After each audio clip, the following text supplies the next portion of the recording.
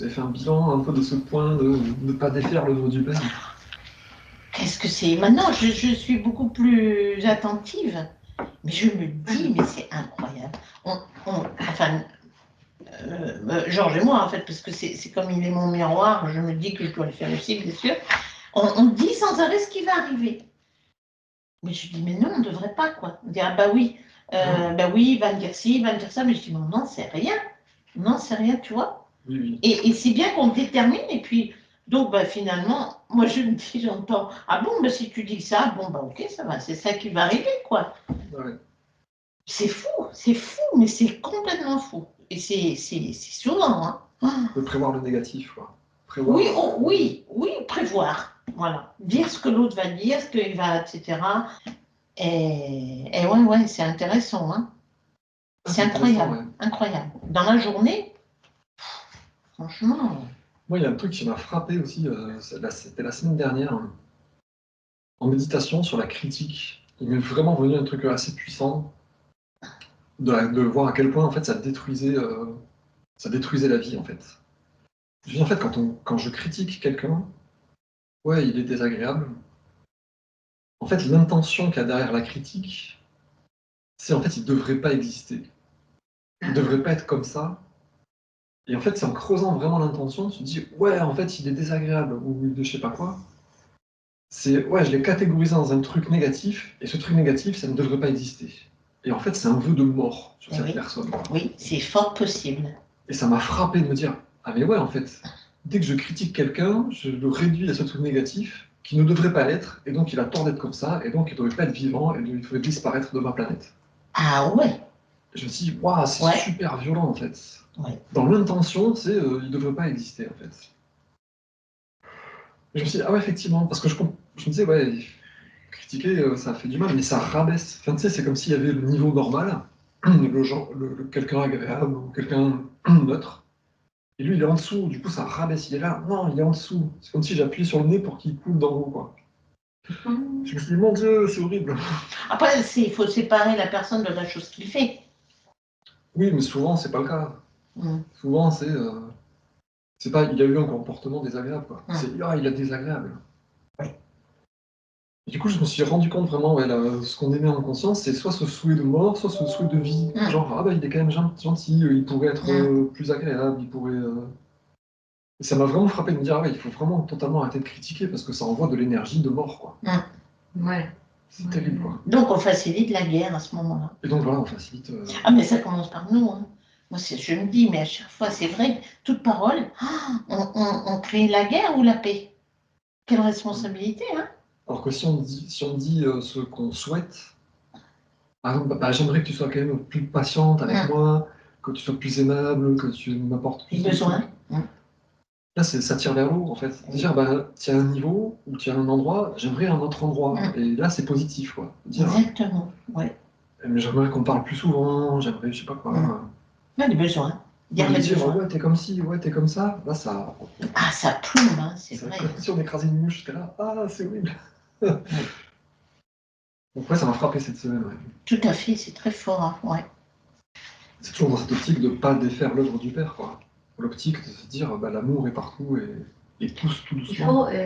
Pour moi, il faut penser que tous les autres sont des âmes du Père, qui divines, divines comme nous. Donc,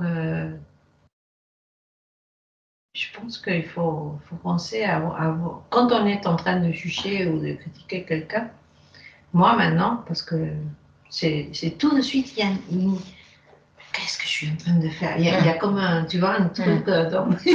Marina, arrête. Oui, c'est ça. Et donc, là, tu vois, c'est important d'écouter cette voix qui te dit attention, attention, c'est pas bon, c'est pas bon.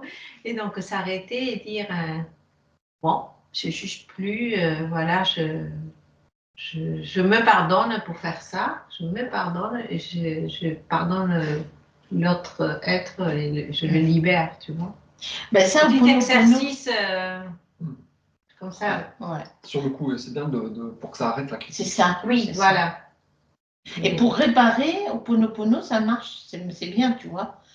Pardon, merci, je t'aime, pardon, voilà, ça répare. C'est Arrête ça. pas, tout de C'est suite. ça.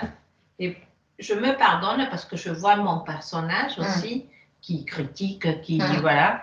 Et je me pardonne, j'essaie de changer et je pardonne l'acte. Bah parce que aussi, le groupe, ça confronte à ce genre de situation. Oui. Si on est qu'avec des gens aimables, faciles, qui me correspondent, bon, bah,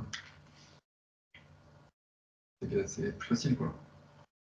Il y a un petit bouquin, là, la vie impersonnelle. Impersonnel, oui, un quelque. Où il dit, en gros, tu pourrais te plaindre que ton conjoint ne te correspond pas, qu'il a un frein à ton développement spirituel et que tu veux un autre conjoint. Il dit, mais en même temps, si tu as un conjoint super agréable, ça pourrait que flatter ton ego. Alors que là, tu as besoin de quelqu'un qui est peut-être acariâtre, vindicatif, et comme ça, il te cherche à pousser Dieu en toi. Bon, il te pousse à t'améliorer. Et donc c'est ça le groupe aussi. C'est qu'on va forcément trouver le casse-pied, celui qui est jamais content, celui qui parle tout le temps, celui qui est tout le temps en train de, je sais pas quoi, de divertir le truc, celui qui dit rien. Donc il y aura toujours des gens qui vont nous déranger, justement pour nous aider à progresser, quoi. Et donc c'est le sujet d'aujourd'hui. Enfin, à part quoi. Les événements doivent être des occasions d'amélioration et de croissance, quoi. Et donc le groupe, le couple, l'association, la famille, le travail. Oui. On devrait le prendre comme des occasions d'amélioration. Au lieu de se dire, voilà, c'est la faute de l'autre, moi je suis parfait, donc c'est la faute de l'autre, donc poum poum poum. Non, mais c'est intéressant ce que tu as dit. Et c'est vrai que c'est mauvais la critique. Hein. En plus, il y a la critique qui est donc cette espèce de vœu de disparition de l'autre, mais qui aussi nous dédouane complètement, quoi. Nous dédouane complètement, comme si nous on était parfaits, quoi. Bah oui. Et tout est la faute de l'autre. Bah non, carrément pas. Hein. Nous, on pourrait mieux réagir aussi. On pourrait inciter l'autre à être meilleur. Donc, juste pour rappel, donc, on va commencer le 5e point de la mise en pratique. Vivre les événements comme des occasions d'amélioration. Et les 2 points, pour l'instant, qu'on a listés dedans, pour nous aider à vivre les événements comme des occasions d'amélioration. Le premier point, c'est « il n'y a rien d'injuste ». Le mal qui nous arrive provient soit de ce que nous avons semé dans cette vie ou dans une vie précédente, soit c'est une occasion de croître lorsque nous avons demandé à croître. Un extrait de la lettre 2 qui dit « Je sus que là où il n'y avait pas de croissance, des circonstances surviendraient pour promouvoir la croissance. » Donc voilà, on peut se rappeler ça, il n'y a rien d'injuste, les trucs faciles à vivre, bon c'est facile, mais les trucs difficiles, au lieu de se dire « Ah, c'est injuste », non, c'est pas injuste. Soit c'est une récolte de ce qu'on a déjà semé, soit c'est une occasion de croissance qui nous est donnée pour croître. Donc voilà, face aux événements, se dire non, c'est pas injuste. Tout est juste, tout ça a sa justification. Et le deuxième point, c'était vivre dans la conscience divine. Ce n'est pas trouver que tout est parfait, tout est beau, tout est gentil, mais c'est ne plus réagir avec l'ego et agir avec l'inspiration du Père. La perception de la présence de la vie Père-Mère et de l'unité fondamentale de toute chose permet de lui demander de nous aider à intervenir de façon aimante, afin de résoudre la situation de façon équitable pour tous.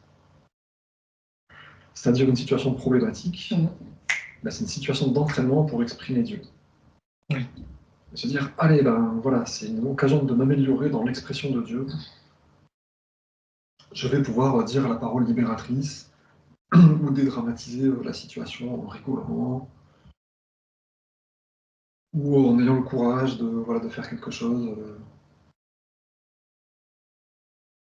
Donc ça aussi, c'est au lieu de laisser stagner, de faire un sourire hypocrite, de dire non, voilà, je dis ce qui ne va pas ouvertement. Quoi. Ça fait beaucoup de bien, ça. Ça fait du bien. Et quand on le dit, tu vois, mais qu'est-ce que ça fait du bien. On a l'impression d'être, pouvoir avancer, d'être léger. C'est fou, hein. Parce qu'effectivement, quand on ne le fait pas, on se retient. Ah ouais. Et c'est comme si on s'entravait, en fait. Ah ouais. On se disait, ouais. Je dois être poli, donc... Quitte après à dire, moi j'ai fait l'expérience cette semaine, Et j'ai pensé, on m'a demandé des retours sur certains trucs. Moi, on me demande en plus, je dis, hein, déjà, je dis ce que je pense. Et j'ai senti que la personne, bon, elle me dit, ah oui, mais moi j'ai déjà passé une journée. Ah, j'ai dit, oups, elle a été blessée. Donc après, je l'ai vue. Et je lui ai dit, écoute, je suis désolée, hein, j'espère que je ne t'ai pas blessée. Et pouf, la situation, et tu vois, on repart. Bah, t'aurais pu même lui dire clairement, bah, j'ai l'impression que je t'ai blessé. Oui, voilà, c'est ce que j'ai dit, oui. Carrément mettre les pieds. Je crois que c'est un truc de mettre les pieds dans le plat, tu sais, Ouais. mais gentiment. Oui, voilà, voilà. Comme ça, l'autre, elle s'est sentie quand même un peu reconnue. Ouais. Hein, parce que, ah ouais, c'est. Puis au moins, ça clarifie. Ça clarifie. Souvent, là, il y a une espèce de malaise ou de doute ou quoi. De non-dit. Bah, il faut oser mettre les pieds dans le plat. Moi, je sais que mon challenge, c'est de le faire de façon aimante. Voilà. Et pas trop abrupte, parce que j'ai un caractère abrupt, Ouais. donc il faut que je me corrige là-dessus, quoi. Mm. Mais oser mettre les pieds dans le plat, en disant, bah, là, je vois qu'il y a un problème, donc bah, je dis qu'il y a un problème, quoi. Ouais. Parce que sinon, rien n'avance, tout stagne, Ouais. et c'est bon pour personne, quoi. Non. Non, c'est. Donc la vie, c'est pas statique, quoi. C'est toujours de la transformation, de la croissance. Mm. Donc il faut oser être le grain de sable ou le casse-pied. Mais on n'est pas censé fermer notre bouche et baisser la tête en disant ok, je supporte le truc et je dis rien. On est censé apporter de la vie, quoi, et de l'amour. Mm. Donc voilà, vivre les événements comme des occasions de croissance, comme des occasions d'amélioration. Mais ça rend, je trouve, la vie passionnante, en fait. Je trouve que c'est Ah bah. passionnant. Parfois, c'est fatigant, évidemment, hein, c'est dur, mais c'est passionnant. C'est vraiment passionnant. C'est passionnant. Ah ouais. Parce que comme disait Annie, ça devient un jeu. C'est enthousiasmant, en fait, je trouve. Ouais, bah ouais. Bon, voilà. Ça devient un jeu divin, quoi. Oui, c'est ça. De dire le jeu, le but, c'est pas de gagner, de paraître le plus fort ou le plus machin. Non, c'est de voir le plus d'humour, le plus d'amour, quoi. Ouais. Et de débloquer les situations, de faire que les gens sourient, que tout le monde soit content. Et qu'on soit heureux de vivre, c'est ça le but, quoi. Quand on devient, c'est pour ça, il dit, quand on rentre dans le royaume des cieux, on redevient comme un petit enfant. On sent que, bah ouais, on est toujours enthousiaste, tout peut faire rigoler, tout est... C'est bien un vrai jeu, quoi. Ouais. C'est plus facile à dire qu'à faire. Oui. Oui. De temps en temps, j'arrive, mais bon. Hein. Dans ces cas-là, moi je suis contente, quoi. En me disant, bon, bah, il faut que ça continue. Même si ça arrive Je veux continuer.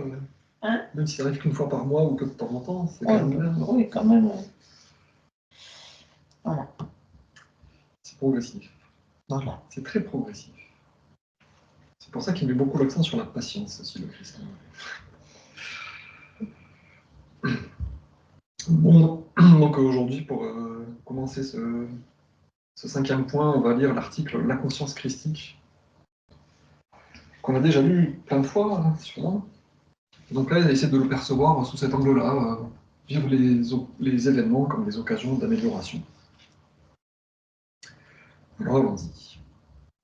Le Christ dit « Il n'est pas suffisant de vous soucier de votre vie sur Terre. Vous devriez vous soucier également de votre vie et de votre bien-être quand vous passerez dans les dimensions suivantes. Là, plus que jamais, vous vous trouverez dans la dimension de l'être, qui est la manifestation extérieure de votre propre conscience, mais dans une mesure encore plus grande que quand vous êtes sur Terre. Sur Terre, vous créez votre propre environnement unique à partir du tissu de votre conscience globale, mais vous pouvez aussi prendre part à l'environnement de votre prochain quand vous le rencontrez ou que vous vivez ensemble. Cela signifie que quand vous êtes sur Terre, vous pouvez vous déplacer dans un environnement plus plaisant, rencontrer des gens plus plaisants que ceux que votre conscience crée ou attire normalement en vous. Mais cette incompatibilité conduit à des frictions et à un malaise. Les gens se sentent soit hors de leur zone de confort, soit étouffés par la conscience supérieure qu'ils rencontrent, et ils sont pressés de revenir à l'environnement de conscience inférieure dans lequel ils se sentent à l'aise. Certaines personnes sont attirées et naissent dans une couche de conscience dans laquelle elles sentent qu'elles sont étrangères. Et spontanément, elles commencent à travailler, même dans l'enfance, à s'éloigner vers la couche de conscience dans laquelle elles seront capables de prospérer.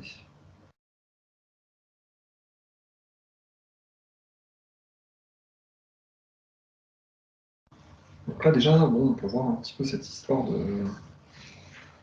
On est dans le malaise parce qu'on est dans une couche de conscience qui ne correspond pas, soit parce que c'est une conscience plus élevée, soit une conscience plus basse. Et cette incompatibilité conduit à des frictions et des malaises. Et je trouve qu'on est censé agir pour se sentir mieux, quoi. Moi, je le voyais comme qu'on est entouré des personnes qui sont à différents niveaux plutôt, et que cela peut créer pour ceux qui sont dans des niveaux inférieurs. Le mélange fait qu'il y a des... Je ne le voyais pas un peu comme ça. Le mélange crée quoi, du coup? Que c'est la différence de niveau dans la Terre des gens qui fait que ça crée des frictions. Et des... Ah oui. Ah oui. Et ça peut créer des frictions positives, justement. Oui. Pour que quand on rencontre quelqu'un de niveau supérieur, on ait envie d'atteindre son niveau, en gros. Oui. Et quand on rencontre quelqu'un de niveau inférieur, on va dire, on a envie de l'attirer vers le haut, quoi. Oui. Voilà. Moi, ce qui me... J'ai l'impression que quand il dit après la mort, en fait, j'ai l'impression qu'en fait, c'est... Comment dire? Les gens, on ne pourra pas cacher ce qu'on est. C'est-à-dire que les gens... Enfin, on communiquera par comment ça s'appelle ça Télépathie. Par résonance, quoi. Hein? Par résonance. Oui, enfin, tu vois, et on voit la personne et on sait d'office ce qu'elle pense. Mais déjà, moi, je le sens ici, je me dis, vraiment, j'ai l'impression, tu vois, d'être un peu comme ça. Enfin, que les gens... mais c'est-à-dire, on ne peut pas cacher, quoi. C'est-à-dire, si on a des mauvaises pensées, ben, on va le voir. Même maintenant, s'ils le sentent, mais ils le sentent, il faut que sentir. Mais là, ça sera transmission de pensée, voilà. Mais en plus, au-delà de ça, il me dit bien, quand vous serez passé dans la dimension suivante, vous vous trouverez dans une dimension de l'être qui est la manifestation extérieure de votre propre conscience, dans une mesure encore plus grande que quand vous êtes sur Terre. Donc moi, je comprends que c'est notre pensée créatrice va être beaucoup plus directe et rapide que sur Terre, quoi. Oui, réactive, oui. Et c'est pour ça qu'à un moment, il dit qu'il y a des gens de conscience assez basse, plus loin, les gens de conscience assez basse, les conditions terrestres leur semblent préférables aux conditions du monde astral, quoi. Tu te dis, ah ouais, quand on est dans cet état-là, ça doit pas être super gai quand même. Parce qu'ils ont une conscience créatrice qui va tellement, enfin, comme tout le monde dans l'astral, qui va être super vite. Et quand ils ont des pensées très négatives, il leur arrive que du négatif horrible. Donc ils sont coincés dans le bas astral. Ils veulent vite se réincarner parce qu'ils pensent que la Terre c'est meilleur. Tu te dis, ah ouais, fou, ça doit être vraiment. Ouais, et encore une bouche. C'est la terrible.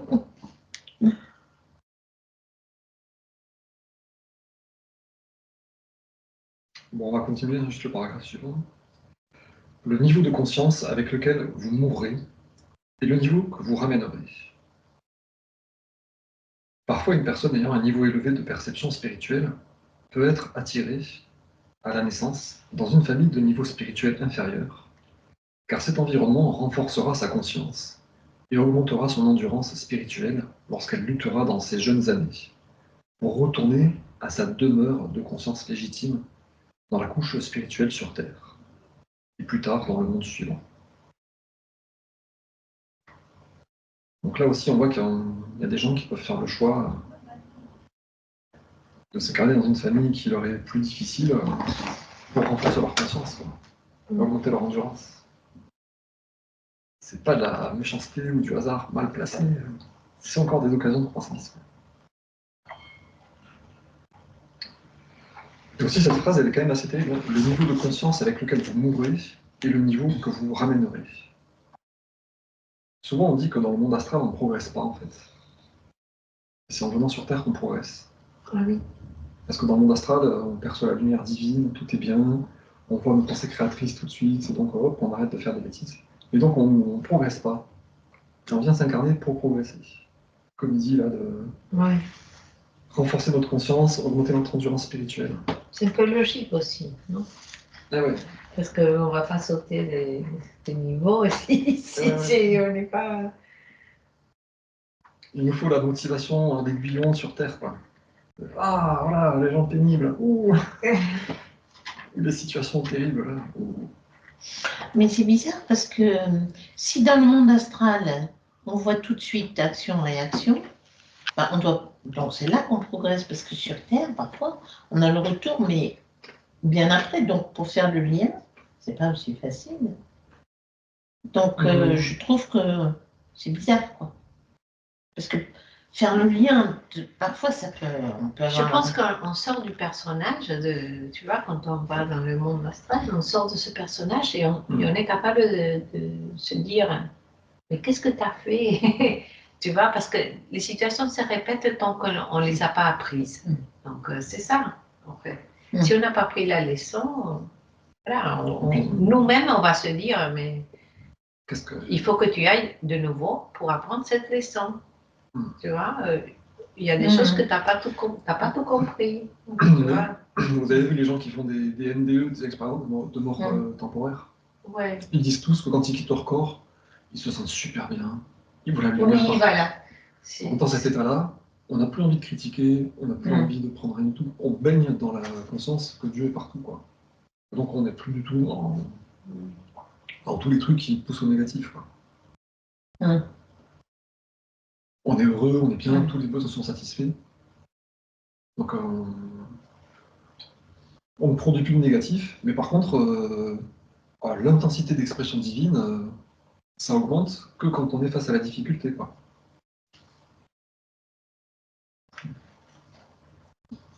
C'est pour ça qu'il dit le niveau de conscience avec lequel vous mourrez et le niveau que vous ramènerez, quoi.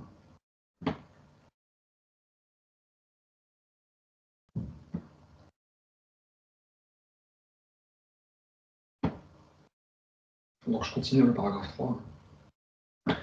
Tout comme vous faites l'expérience de votre conscience non développée quand vous mourrez, de même, vous accédez aux dimensions supérieures qui reflètent votre propre conscience quand vous vous êtes réincarné plusieurs fois et que vous avez travaillé à acquérir du discernement spirituel.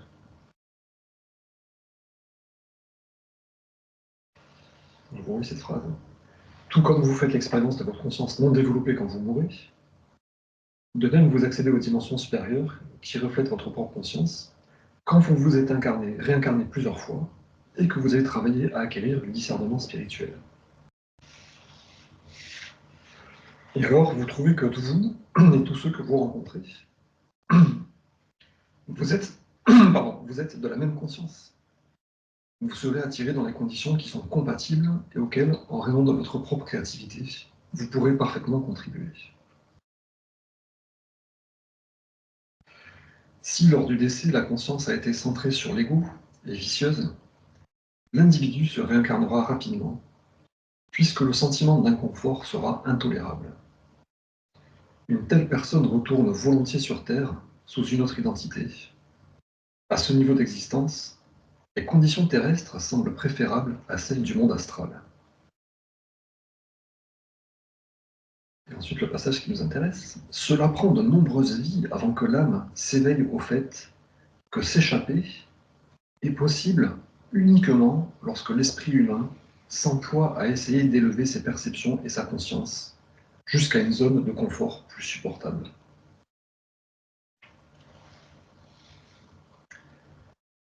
Donc là, on a l'image de quelqu'un dont la conscience est centrée sur l'ego et vicieuse. Et dès qu'il meurt, il se réincarne rapidement, parce que les conditions terrestres semblent préférables à celles du monde astral. C'est pas que ça lui convient, c'est que dans le monde astral, c'est encore pire que sur Terre, quoi. Oui, mais tu disais pourtant qu'il y avait la lumière partout. C'est pas le monde astral. Et oui, si, c'est le monde astral. Ah. Mais si le bas astral, ce qu'on appelle le bas astral, on est dans la lumière divine, mais on est entouré de choses, de gens qui sont très terrestres encore. Donc de choses affreuses, quoi. Un peu comme, on va dire, le purgatoire. Un peu comme le purgatoire, ouais. Et du coup, comme la conscience est créatrice à x12, quoi, la personne qui est centrée sur elle-même est vicieuse et qui est dans l'ego à fond, dans ce monde astral, avec ces êtres du bas astral, elle va se créer des expériences douloureuses en permanence. Et donc ça va être encore plus douloureux que sur Terre. Ou comme il disait, sur Terre, on peut entrer en contact avec des gens de niveau supérieur, et la conscience créatrice n'est pas aussi directe. Donc on peut un peu trahir les autres, hop, on n'est pas tout de suite trahi. En gros. Donc là, on a l'image de cette personne-là qui se dit vite, vite, il faut que je me réincarne parce que mon astral c'est terrible, quoi. Et au bout de nombreuses incarnations, de nombreuses vies, là, elle en a marre de ce cinéma, quoi, être un salopio sur Terre, mourir, montrer dans l'astral où c'est encore pire, vite, vite se réincarner, puis donc ce circuit et ce cinéma-là, s'en échapper, c'est possible uniquement lorsque l'esprit humain s'emploie à essayer d'élever ses propres perceptions et sa conscience jusqu'à une zone de confort plus supportable. Donc jusqu'à ce que l'âme se rende compte que cette situation horrible, elle peut s'en sortir seulement en augmentant ses vibrations de conscience, donc en s'améliorant en gros, elle reste enfermée là-dedans. J'ai une vie de truand, j'ai une vie dans le monde astral horrible, j'ai une vie de voleur, c'est horrible, j'ai une vie de... Donc c'est le cinéma horrible, quoi, jusqu'à se rendre compte que, ah ben mince, il faut que je m'améliore en fait. Et nous, à nos niveaux, c'est toujours pareil. Hein. Je disais tout à l'heure, ça se répète. Donc on n'a pas pris la leçon, oui. Donc apprendre la leçon, c'est comment je peux m'améliorer dans cette situation. Comment je peux progresser.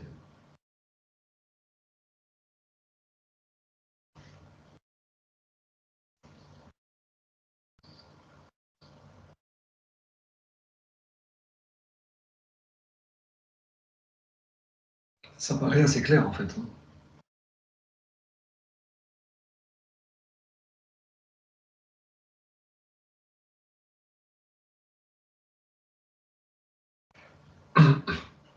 Quand on a des expériences difficiles, la seule façon d'en sortir, c'est soi-même de s'améliorer. Et améliorer notre conscience. Élever nos perceptions et notre conscience. C'est la seule voie de sortie.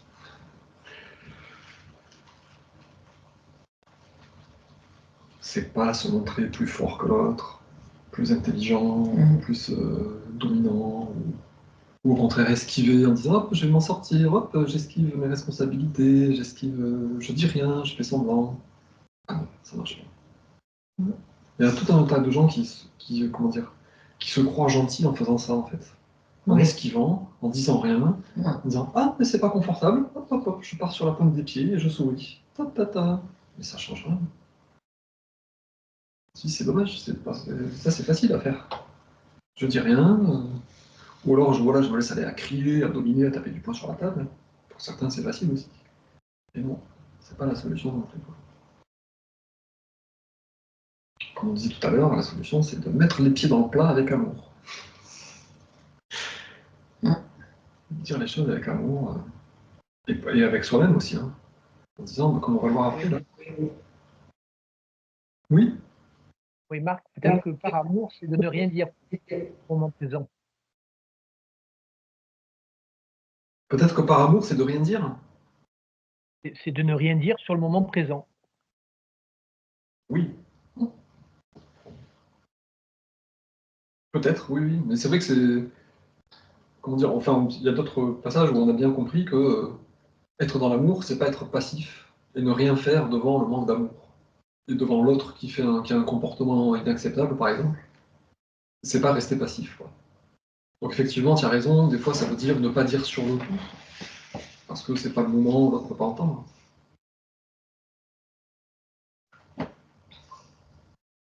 Mais de revenir après, quoi. Dire Voilà. éventuellement.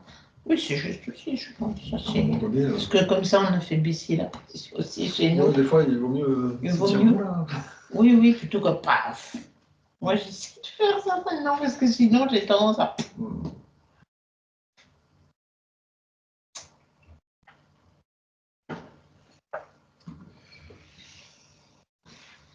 Donc on va continuer, je vous relis juste la dernière phrase. Hein.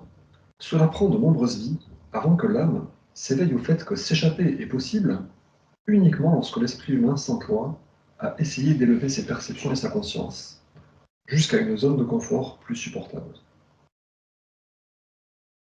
Plus la conscience d'une personne est spirituelle, avant qu'elle meure, plus elle a réexaminé sa vie, acquis du discernement sur le contrôle qu'a l'ego sur son esprit et ses sentiments, sur les dégâts qu'elle a fait dans la vie des autres, et le malheur qu'elle a causé, plus elle fera de grands progrès spirituels.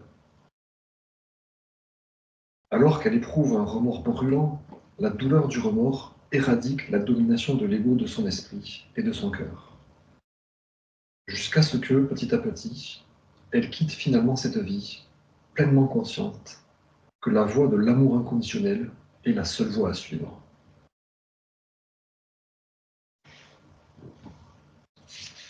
Donc, on peut aussi s'en rendre compte tant qu'on est incarné. Hein. Plus notre conscience devient spirituelle, plus on réexamine notre vie et on acquiert du discernement sur la façon dont l'ego contrôle notre esprit et nos sentiments. On acquiert du discernement sur les dégâts qu'on fait aux autres, dans la vie des autres, le malheur qu'on cause. Donc voilà, c'est ça, les grands progrès spirituels, c'est vraiment ce truc-là, c'est-à-dire être vraiment conscient de notre attitude, notre façon de comment on vit. de notre degré de soumission à l'ego ou pas, quoi. Oui. Honnêtement, quoi, en se disant honnêtement, est-ce que je délire ou est-ce que c'est mon ego qui me fait dire des choses et réagir de façon démesurée? Ou est-ce que vraiment, non, j'ai raison de m'opposer dans ce cas-là? Le discernement sur le contrôle de l'ego, sur le contrôle qu'a l'ego sur son esprit et ses sentiments. Parce que c'est ça aussi qui fait que les gens timides se taisent aussi. Ils veulent pas être désagréables, ils veulent pas causer du tort à l'autre. Ils se disent, moi comme ça, voilà, je suis dans l'amour. Mais en fait, non. Non. S'il y a un problème, il faut avoir le courage de dire le problème, quoi. Il faut avoir le courage d'essayer d'améliorer la situation. Sinon, on est dans l'ego qui veut paraître parfait, quoi. Je veux avoir l'air parfait au lieu de tenter d'être parfait.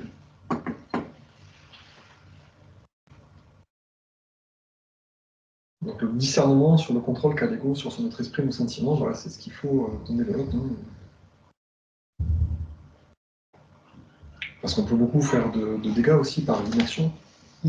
Si on a, je sais pas quoi, notre fils qui se drogue et qui fait pas du tout son travail et qui va pas du tout au lycée et qui ferme tout, genre, bah ok, il est grand, hein, il fait sa vie. Qu'est-ce qu'il va faire plus tard? Il va se retrouver à 25 ans, sans diplôme, sans rien, au chômage. Après, se dire, ah bah mince, j'aurais dû lui dire, j'aurais dû être casse-pied, j'aurais dû lui dire d'arrêter de fumer des pétards un peu, j'aurais dû lui dire de travailler ses cours, que c'était important. Mais non, j'ai choisi d'être gentil, j'ai rien fait, j'ai rien dit. Fermer les J'ai fermé yeux. les yeux. Ah, ça va être terrible, terrible. Mais c'est un peu la tendance actuellement. C'est la tendance moderne. Ah bah non, tu vois, c'est vrai, c'est assez fou, quoi. Il y a plein de parents qui ont ce truc-là depuis les années fin 90. Ouais. Quoi. De dire, non, il ne faut pas contrarier mon enfant. C'est ça, 68. Sinon, je suis un affreux dominant. On les a culpabilisés, en fait. La psychologie les a... Et dans un film, l'autre jour, c'était intéressant, parce qu'il y a fait ça. Il y a une jeune, donc, elle a été larguée par son copain, mais elle a eu un vécu difficile, elle avait été abandonnée et tout. Et alors, on voit le couple, problème de couple. Elle ne veut plus aller à l'école parce qu'elle est dans la même classe. Donc, elle ne veut plus le voir. L'année du bac. Alors, le père, il dit, bon, d'accord, un jour, 2 jours, d'accord, mais après, tu retournes, tu vois pas. Et la mère qui dit, oh non, mais tu vois pas dans quel état elle est, mais et ça, c'est très intéressant, quoi. Et du coup, mais en plus, elle avait un passé difficile, donc. Et on voit, et c'était vraiment les deux, ben non, il faut, oh, le pauvre, alors il dit, mais enfin, il y a un moment donné, il faut un petit peu se secouer. Et alors lui, il passe pour le méchant, quoi, vraiment. Hein. C'était très, très intéressant l'étude. Ouais, et ça, c'est fréquent maintenant. Tu veux pas, ah mon pouchet, tu veux pas manger ça? Je vais te faire ça, ou tu veux rien, tu manges rien. mais je t'assure, moi, Tu veux manger que du c'est chocolat? hallucinant. Mange que du chocolat. Hallucinant, franchement. Ouais. Et c'était vraiment bien vu, je trouve. Le conflit, ben non.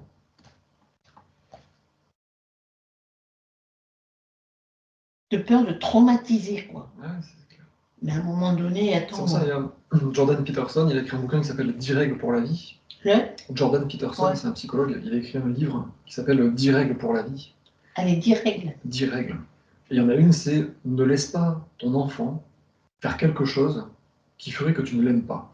Ah oui, tu nous en as déjà parlé. Ouais. Parce que ça, il te dit, en gros, si toi, tu es son parent et que tu n'aimes pas ton enfant, parce qu'il fait ceci ou cela, comment tu peux croire que les autres vont l'aimer et l'apprécier quand il va sortir ensuite dans la C'est société? ça. Donc ton devoir de parent, c'est de faire qu'il sera aimable pour tout le monde. Donc pour toi en premier. Donc s'il met les pieds sur la table et qu'il jette ses nouilles par terre, c'est ton devoir de lui dire c'est inacceptable, c'est pas respectueux, il faut que tu te comportes. Voilà. Sinon, tu le laisses faire, et quand il fera ça avec les autres vont lui taper dessus. Exactement. Et là, tu vas te dire ah ben j'aurais dû, mince. Et nous, dans notre vie de tous les jours, c'est pareil.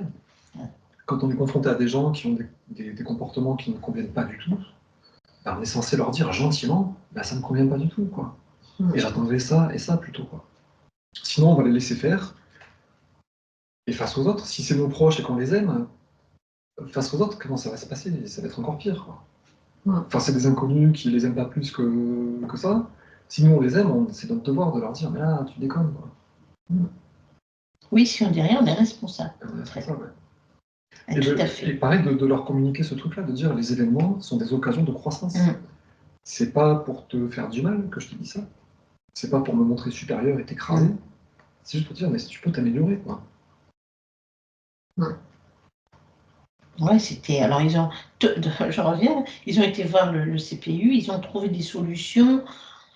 Alors, voilà, il y avait les deux, c'était vraiment intéressant. Pour une connerie, quoi. Pour une bêtise. Alors après, non, mais attends, le gars là, qui a des remords, il accepte de changer de classe. Donc il se dit comme ça, il va pouvoir revenir. Hein, tu te rends compte quand même. Hein, et elle, donc on lui dit, ben voilà, on a une solution. Bah oui, non, mais je vais le croiser dans les couloirs. Je te promets, non, mais c'était vraiment intéressant. J'ai beaucoup apprécié cet épisode. Et c'est bah alors. Et du coup, je crois qu'elle va partir en internat. Enfin, tu imagines? C'est fou, hein? Mais on voyait bien là, les deux. Mais c'est beaucoup la culture woke. Vous connaissez la culture woke, W-O-K-E?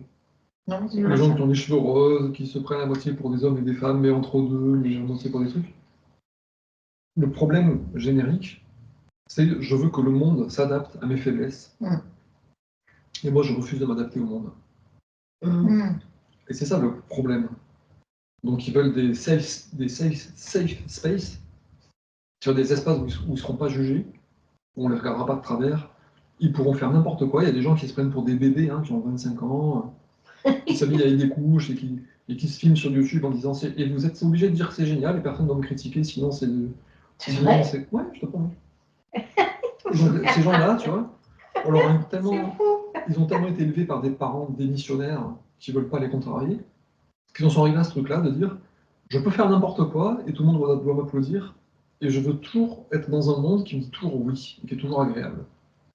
Et tu dis ça, c'est la recette de l'échec. Hein. C'est la façon la plus rapide d'échouer dans la vie, de dire le monde doit s'adapter à moi. Quoi. Et pas s'adapter à moi, mais s'adapter à mes travers et à mes défauts. Quoi. Vouloir transformer le monde pour qu'il soit meilleur, c'est quelque chose. Quoi. Oui. Et se dire j'ai le droit de faire n'importe quoi et tout le monde doit me dire que c'est bien. Bon, on n'a plus la notion maintenant de ce que n'importe quoi et de ce qui est juste. On n'a plus. Vraiment, c'est ça le problème. Encore, il y a des choses que je dis, on dit, mais c'est ta vérité. Oui, effectivement, mais il y a des vérités quand même qui sont universelles. C'est ça. Donc là. Bon, alors je vous relis ce petit paragraphe qui est très intéressant, puis on continue après.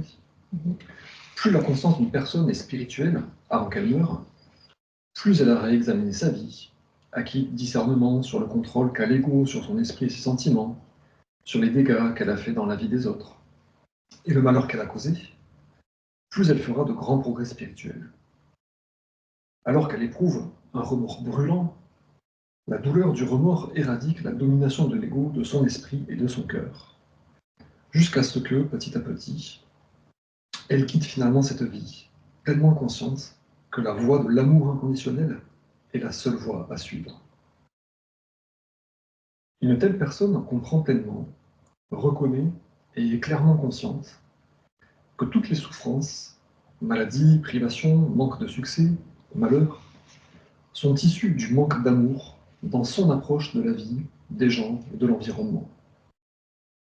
La critique est la plus grande de toutes les obstructions au bonheur intérieur, car elle est hautement destructrice. Elle est renvoyée dans la vie de la personne, car lorsque vous jugez, le jugement se retourne contre vous, comme dit le proverbe.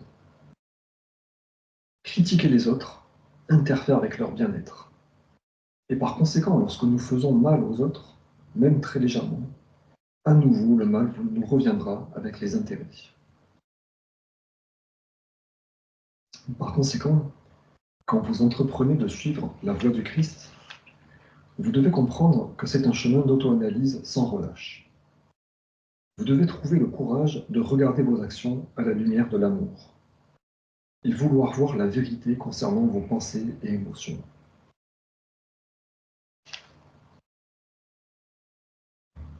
En progressant sur le chemin, il devient plus facile d'accéder à une perception de la vérité des autres, de ce qui les anime, les motive, leur fait faire des erreurs dans leurs relations, sur leur lieu de travail et avec leurs proches. Plus vous pouvez être en empathie avec les autres, comprendre ce qui les motive, percevoir les difficultés qui les poussent à commettre des actions irréfléchies, plus élevées deviennent votre propre spiritualité, votre propre sens de la compassion et de l'amour envers ceux qui, vous le réalisez maintenant, font vraiment du mieux qu'ils peuvent dans l'environnement et les circonstances qu'ils se sont créées pour eux-mêmes. De ce point de vue, il devient de plus en plus facile de les excuser, jusqu'au moment où, voyant la vérité de l'autre si clairement, vous avez hâte de pardonner et d'effacer de votre pensée toute tension et toute critique envers lui.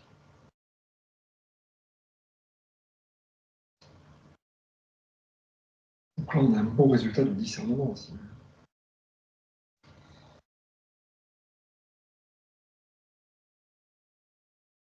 La personne voilà, qui est assez spirituelle et qui accepte de s'auto-examiner, elle comprend, elle reconnaît que toutes les difficultés qu'elle rencontre, c'est dû à un manque d'amour dans son approche de la vie et des gens.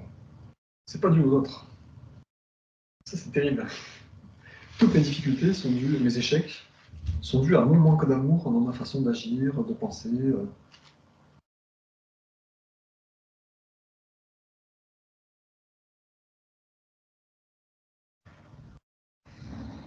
Et donc, vous devez comprendre, quand vous entreprenez de suivre la voie du Christ, que c'est un chemin d'auto-analyse sans relâche. Et vous devez trouver le courage de regarder vos actions à la lumière de l'amour. Et vouloir voir la vérité concernant vos pensées et émotions. Donc ça peut paraître être une démarche un peu cruelle, hein, de se dire, ouais, je veux vraiment voir ma vérité, quoi. Ouh là là. Je veux vraiment voir à quel point je suis égoïste, à quel point je suis aveugle, à quel point je suis intolérant, à quel point je peux être dur, à quel point je peux être paresseux, à quel point je peux être ignorant, à quel point je peux être sans considération des autres, quoi.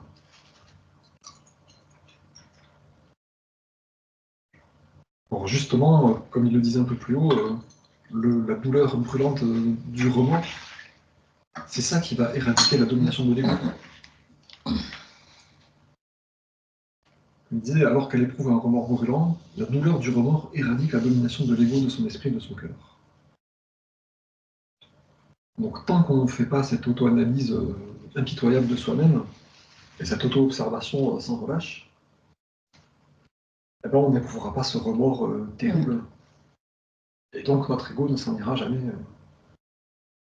Parce qu'on se trouvera des excuses. On dira oui, mais en ce moment j'ai du travail. Oui, mais c'est l'autre. Oui, mais j'ai des excuses, donc c'est pas ma faute. Et donc je peux continuer au niveau où j'en suis. Et si on s'examine à la lumière de l'amour, du vrai amour inconditionnel, et ben là, on devient un peu plus humble, quoi. On se dit, mais je suis vraiment un salaud, quoi. Mince. Ah, j'étais vraiment inconscient, j'ai parlé trop vite. Ah, j'ai vraiment pas été généreux, voilà. On se rend compte quoi, de tous ces trucs terribles, quoi.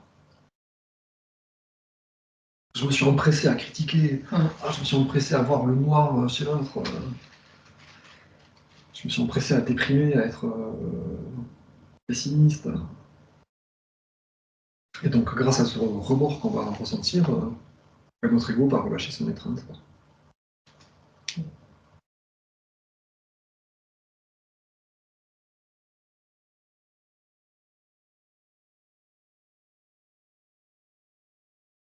Et donc, on aura bien vécu l'événement.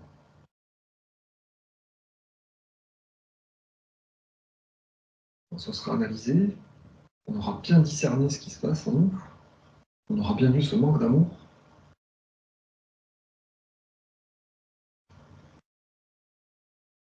On aura vraiment envie de faire preuve de plus d'amour. Quoi.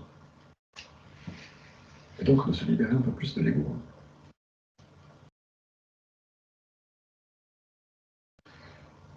Et après ce discernement, il semble que ça sert aussi avec les autres. Plus vous pouvez être en empathie avec les autres, comprendre ce qui les motive, percevoir les difficultés qui les poussent à commettre des actions irréfléchies, plus élevées deviennent votre propre spiritualité, votre propre sens de la compassion et de l'amour envers ceux qui font du mieux qu'ils peuvent avec ce qu'ils ont. C'est une fois qu'on a fait ce travail de discernement avec nous, et ce travail de remords en se disant mince, j'ai vraiment pas assez d'amour, je me suis encore laissé aller à ma connerie en haut. Plus en voyant les autres, on peut mieux les comprendre aussi. C'est-à-dire, eux aussi, ils font du mieux qu'ils peuvent dans l'environnement et les circonstances qu'ils se sont créées eux-mêmes, pour eux-mêmes. Quoi.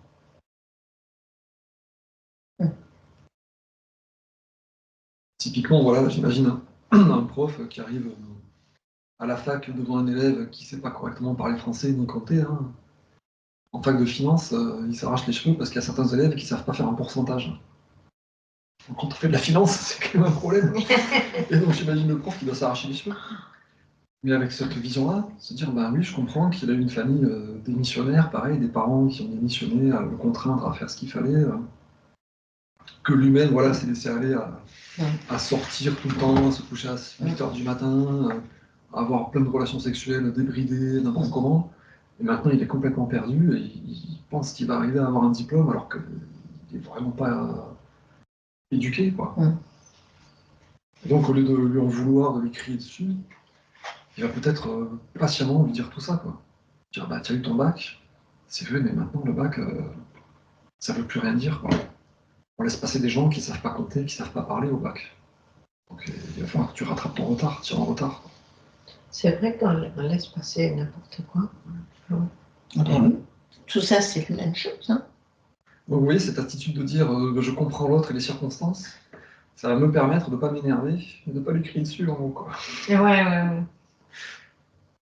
Avoir la compassion pour lui au lieu de l'énervement, quoi.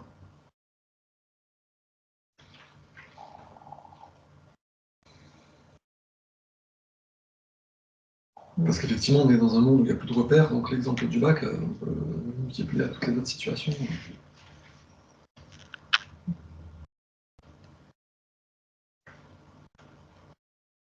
J'ai une copine qui est enseignant-chercheur en informatique, et chaque année, elle me dit qu'elle voit le niveau de truc de base qui décline.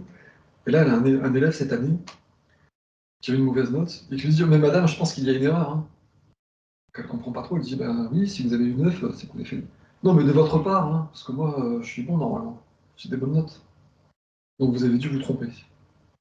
Ah oui. Le mec, il est pas bon, et il pense que c'est la prof qui se trompe parce qu'il se croit bon. On est arrivé là, quoi, tu vois. Ils sont à la fac, ces gens-là. Il y a de quoi avoir de la compassion, ouais. C'est-à-dire, il se rend même plus compte qu'il est pas bon. Enfin... c'est terrible, c'est terrible. Non. C'est inquiétant, mais en tout cas, voilà, ça illustre ce truc-là de comprendre les circonstances et l'environnement de l'autre que lui-même s'est créé, en fait. Et là non plus, ne pas rester passif en disant bah, c'est super bien, tu écris super bien, tu as fait une super belle rédaction. Alors que c'est tout pourri, il faut pas faire ça. Quoi. Il faut surtout pas faire ça. C'est difficile de faire la distinction entre ce qui est aimant et ce qui est agréable. Oui. Être plaisant, c'est pas être aimant, en fait. c'est pas ça. Comme il dit dans l'article de 2007, une vision supérieure, je ne suis pas venu aujourd'hui pour vous dire des choses agréables et vous dire combien vous êtes bénis, et que vous allez peut-être être surpris d'entendre mes paroles aussi dures alors que je prétends être l'amour incarné, quoi. Et c'est un peu pareil. Quand on mesure les choses à l'aune de l'amour et de l'intelligence divine et de l'amour divin, on se dit, bah oui, la rédaction qui est écrite avec 50 fautes par ligne, il faut pas dire que c'est correct, quoi. C'est pas être dans l'amour de faire ça, quoi. Donc tout ça, voilà, ça doit être des occasions d'amélioration pour nous. C'est-à-dire, au lieu de désespérer, au lieu d'esquiver le problème, au lieu d'essayer de le combattre et de l'annihiler, c'est-à-dire non, il faut ensemencer avec de l'amour des graines pour que l'autre s'améliore, pour que la situation s'améliore. Donc ne pas critiquer.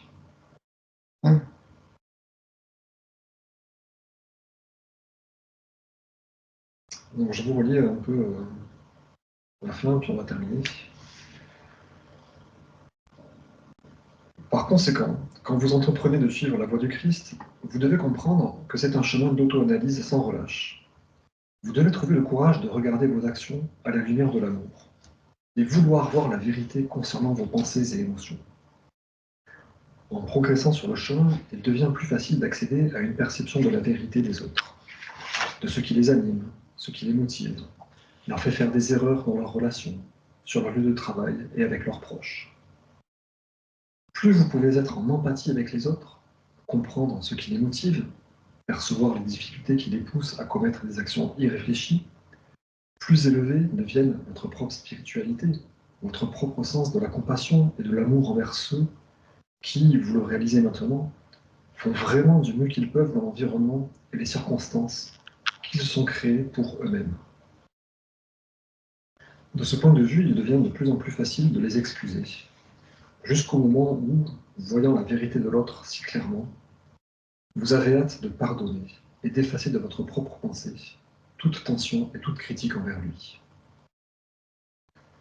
Lorsque le moment de mourir arrive, les personnes aussi illuminées, vivant en paix et en harmonie avec le monde entier, entrent dans un état de bénédiction et de joie absolue. Elles entrent dans la lumière, et il n'y a pas un seul regard en arrière vers la terre. Enfin, elles découvrent qu'elles sont arrivées dans cette dimension de l'être, où elles sont satisfaites et pleinement en paix. Après un moment, elles commencent à remarquer qu'il y a des dimensions d'existence encore plus hautes. Et elles se mettent à préparer, élargir, étendre leur conscience, pour absorber les vibrations encore plus hautes de la conscience divine. Elles deviennent des transmetteurs toujours plus créatifs et rayonnants de l'amour inconditionnel. De telles personnes sont vraiment la conscience christique.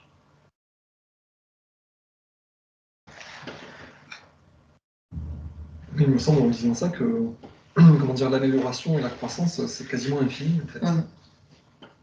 Il y a toujours des dimensions supérieures à explorer. Comme il le dit aussi à un autre endroit, il y a toujours des dimensions supérieures de conscience à explorer, et c'est ce qui rend la vie passionnante.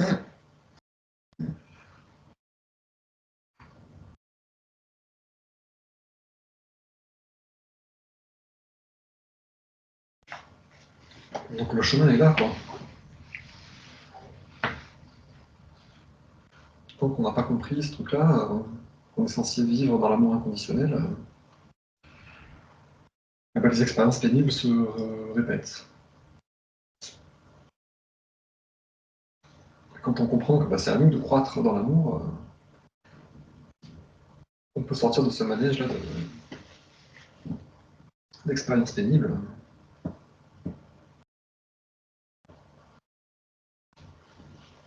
Et comprendre qu'il y a toujours des meilleures façons, des façons encore plus hautes de faire, d'exister, de parler, d'agir.